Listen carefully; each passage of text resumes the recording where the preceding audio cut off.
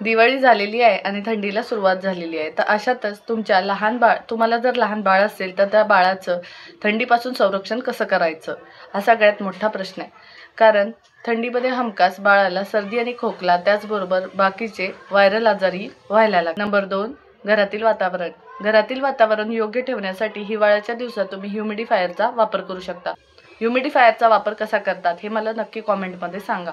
त्याचबरोबर घरात बाहेरील थंड हवा येऊन देऊ नका. धूळ अशा प्रकारचं इन्फेक्शन होतील अशा गोष्टीही घरात कमी येतील याची खबरदारी घ्या. 3, बाळाचा आहार. बाळ जर अजून आईच्या दुधावरती अवलंबून असेल तर आईनेच उष्णता वाढवणारे पदार्थ घेतले पाहिजे, जेणेकरून बाळाला थंडीच्या दिवसात बाळाची रोगप्रतिकारशक्ती चांगली राहील आणि बाळही आजारी पडणार नाही आणि आईही आजारी पडणार नाही. कारण आईच्या दुधातूनच बाळाला सगळ्या गोष्टींचा पुरवठा होत असतो.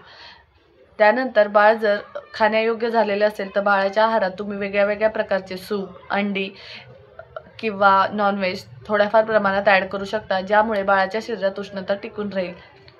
नंबर 4, स्वच्छता. घरात जर एखादी आजारी व्यक्ती असेल तर अशा व्यक्तीपासून आपल्या बाळाला दूर ठेवण्याचा प्रयत्न करा. त्याचबरोबर बाळाच्या खोलीची स्वच्छता योग्य ठेवा.